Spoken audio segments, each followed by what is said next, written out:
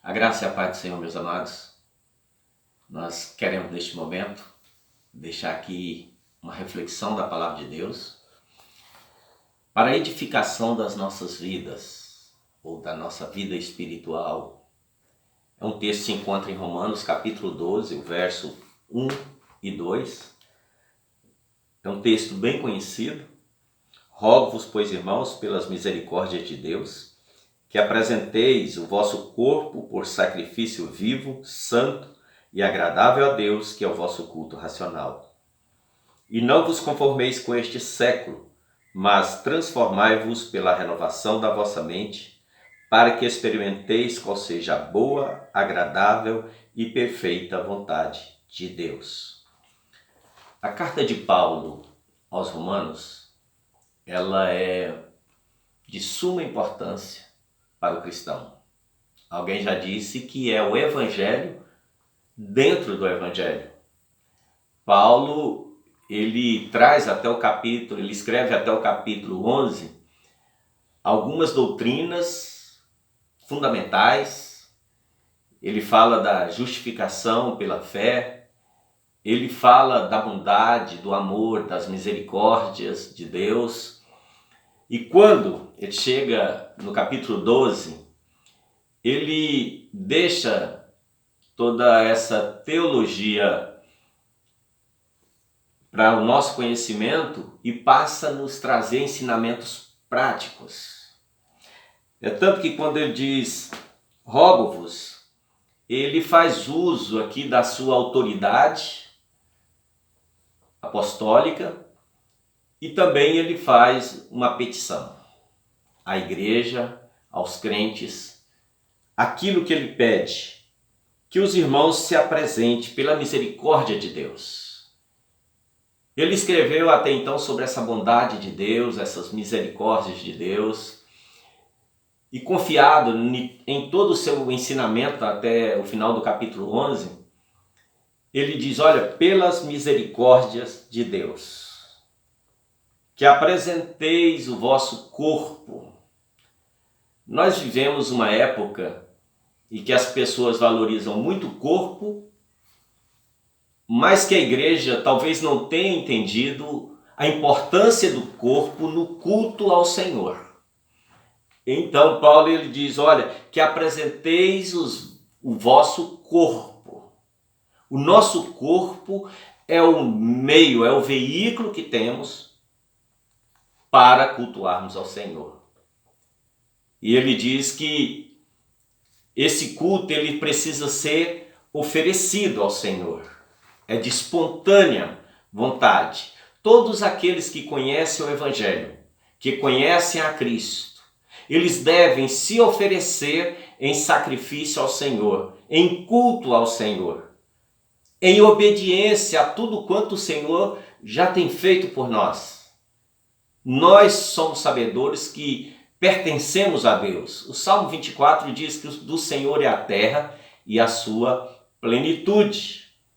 Mas também nós pertencemos ao Senhor pela redenção que Ele proporcionou a nós. Pertencemos a Deus primeiramente porque Ele nos criou. Depois porque Ele nos redimiu. Ele nos salvou. Ele nos perdoou. Ele nos restaurou. E por isso nós devemos essa obediência ao Senhor de oferecer o nosso corpo em sacrifício ao Senhor. Isso nos faz lembrar os primeiros capítulos de Levítico.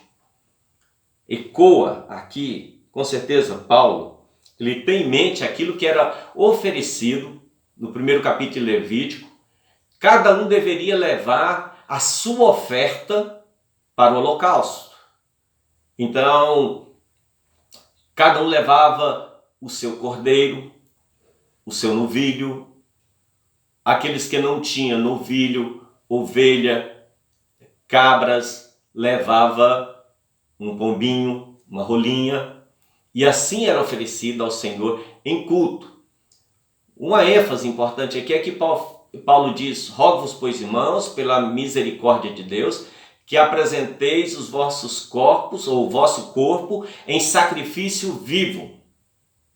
Lá no Antigo Testamento, era oferecido um animal que era morto, era degolado e era oferecido ao Senhor, era um holocausto, oferta queimada de cheiro suave ao Senhor. Aqui Paulo, ele diferencia, ele apresenta como nós devemos oferecer esse culto. Primeiramente, um culto vivo, com o nosso corpo. Aqui no capítulo 6 de Romanos, verso 12, ele diz: não ofereçais o vosso corpo mortal ao pecado. Não apresenteis o vosso corpo mortal ao pecado. O nosso corpo precisa ser oferecido a Deus, entregue a Deus em culto, não ao pecado, não às orgias, não à satisfação do ego, não à satisfação carnal, mas deve ser oferecido a Deus em culto agradável ao Senhor, culto vivo. Também ele diz santo, um culto, um oferecimento santo. Deus é santo e ele requer santidade do seu povo. Israel não cumpriu a sua missão. Nós somos a igreja do Senhor e somos orientados a oferecer ao Senhor um culto vivo e santo. O Senhor é santo e exige santidade, diz a palavra em 1 Pedro, a palavra do Senhor, no verso 16, capítulo 1, verso 16. Então, esse sacrifício ele precisa ser santo e agradável. Esse sacrifício, antes de qualquer coisa, ele é pessoal. Lá em Levítico nós aprendemos que cada um deveria tomar a sua oferta e levar ao Senhor. Era uma oferta pessoal. Cada um de nós daremos conta a Deus por tudo aquilo que fizemos através do nosso corpo. Em 2 Coríntios, capítulo 5, o verso 10, Paulo diz que nós iremos comparecer perante o tribunal de Cristo para prestarmos conta daquilo que nós fizemos através do nosso corpo.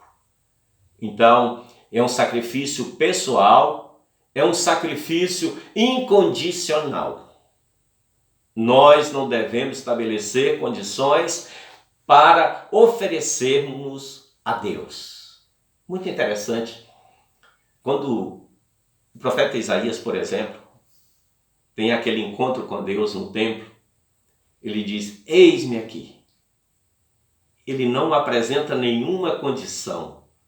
Ele diz: eis-me aqui, envia-me a mim. Quando Paulo está a caminho de Damasco, em perseguição à igreja, ele diz, após aquele impacto com o Senhor, aquele encontro com Jesus, ele diz ao Senhor: eis-me aqui.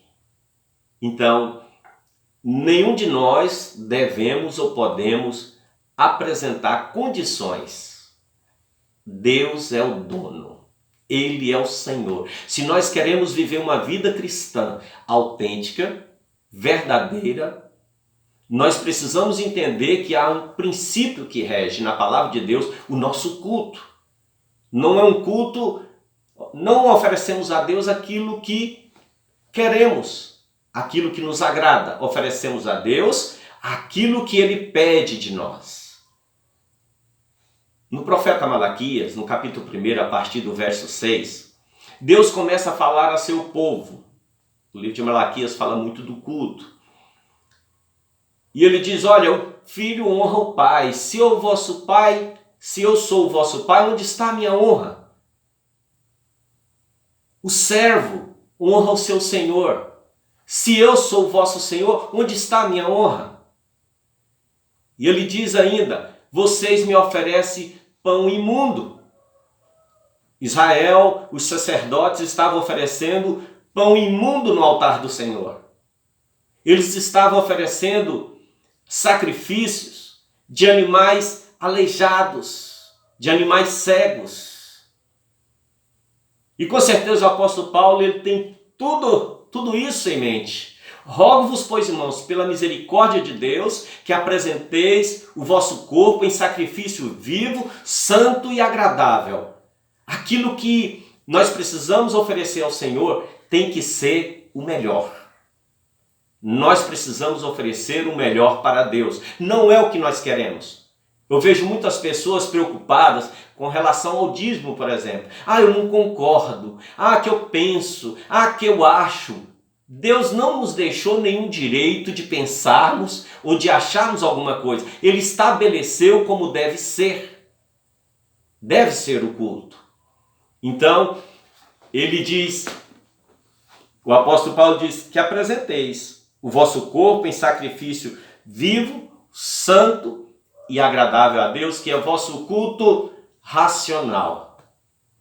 Muitos de nós somos preocupados com o culto emotivo, alegre. Tudo bem. Cabe aí uma parcela, né? Como nós oferecemos, conforme o nosso temperamento, uns são mais alegres, outros mais sorridentes e assim, mas nós precisamos oferecer a Deus. Essa palavra aqui no grego, ela tem um sentido de compreensível, lógico, entendimento, um culto inteligente. Então nós precisamos oferecer a Deus algo de melhor, com inteligência, com sabedoria, com conhecimento da palavra de Deus, com conhecimento desse Deus. O verso 2 diz: e não vos conformeis. Esse texto tem 3 coisas aqui que eu acho interessante, embora não vamos trabalhar assim. É uma apresentação, uma inconformação e uma transformação. No verso 1 e 2. Então não vos conformeis. O mundo, meu amado, tem a sua forma. O mundo tem procurado entrar na igreja. O secularismo tem muitas vezes invadido a igreja. Estamos cantando, estamos oferecendo a Deus aquilo que achamos bonito no mundo. Não, Paulo diz, olha, não vos conformeis, não se amoldem aos padrões do mundo. O cristão tem que ser diferente. Em tudo. O empresário, o trabalhador rural, a dona de casa, a secretária.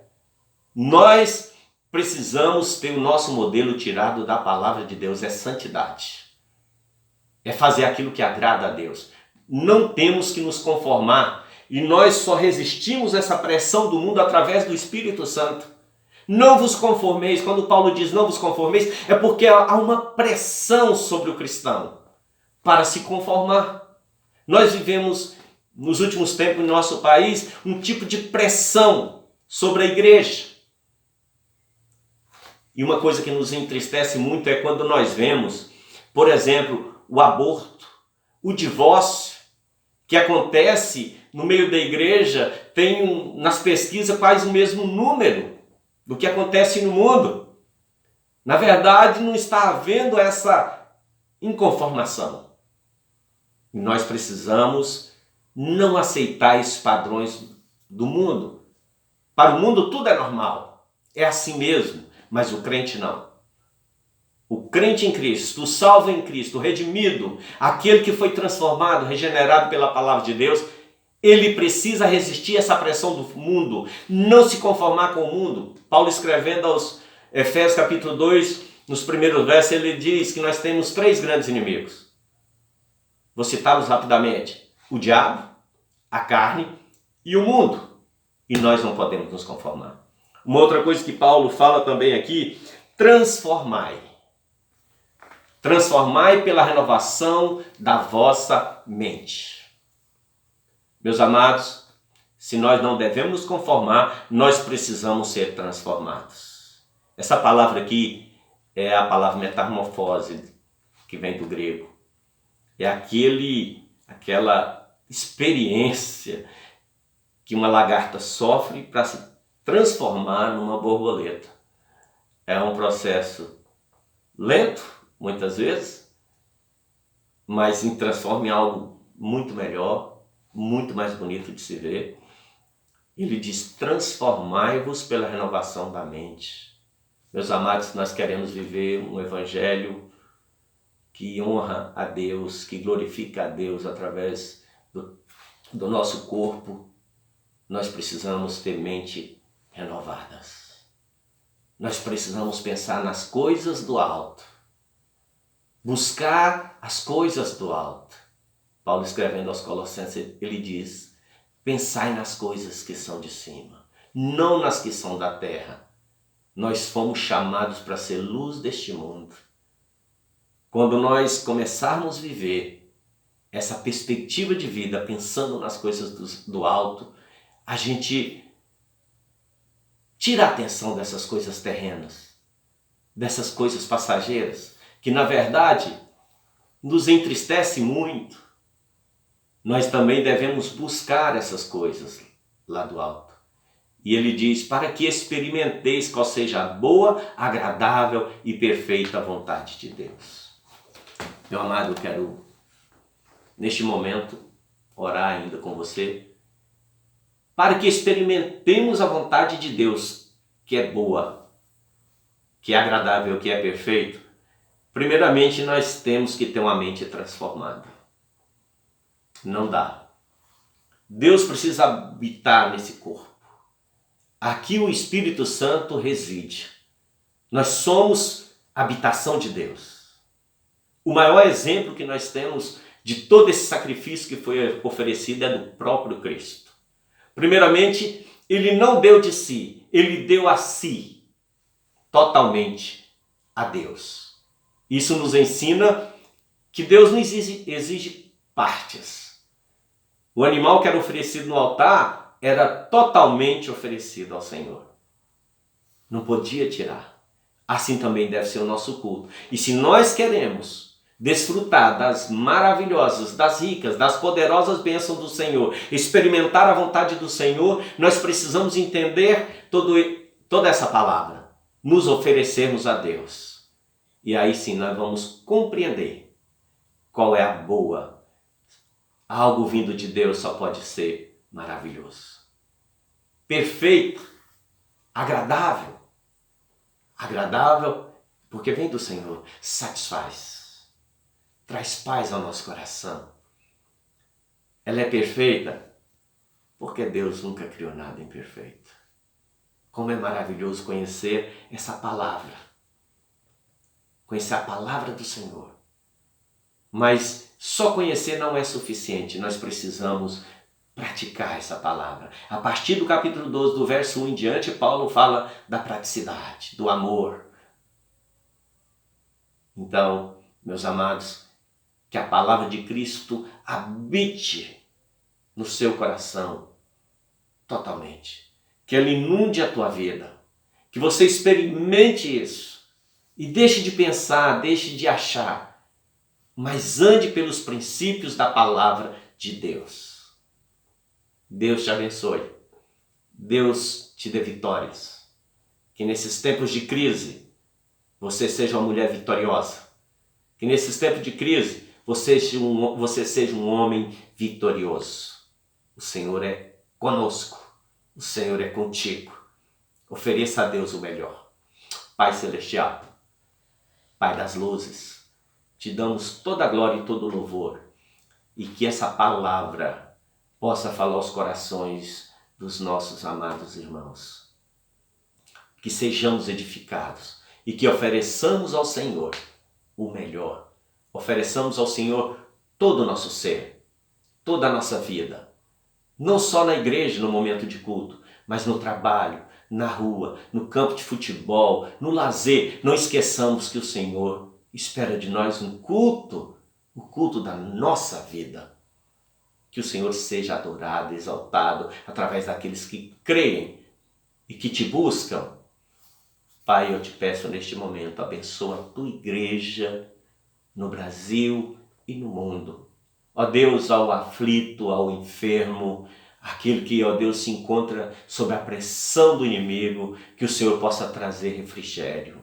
Que o Senhor possa trazer a cura ao enfermo, que o Senhor possa restaurar aqueles que se encontram tristes, amargurados, que o Senhor, ó Deus, possa nos ajudar a vencer esses tempos difíceis. Nós oramos agradecidos no nome santo de Jesus. Deus te abençoe.